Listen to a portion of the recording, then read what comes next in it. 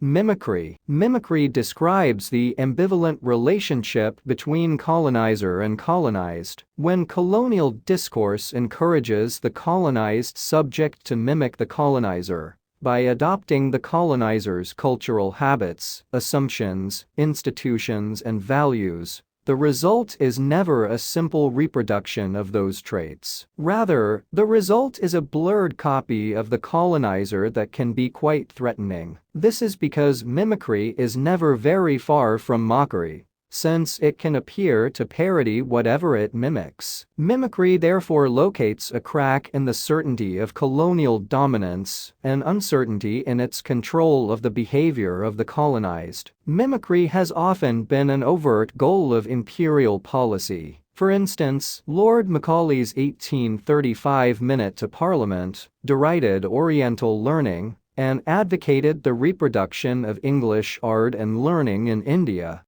The term mimicry has been crucial in Homi Bhabha's view of the ambivalence of colonial discourse. For him, the consequence of suggestions such as Macaulay's is that mimicry is the process by which the colonized subject is reproduced as almost the same, but not quite. The copying of the colonizing culture, behavior, manners, and values by the colonized contains both mockery and a certain menace, so that mimicry is at once resemblance and menace. Mimicry reveals the limitation in the authority of colonial discourse, as though colonial authority inevitably embodies the seeds of its own destruction. Native subjects, argued Bhabha, seeking to be more like the white master, anglicized and Europeanized themselves. Through their cultural practices and modes such as literature, the white masters convinced the native subjects that they, natives,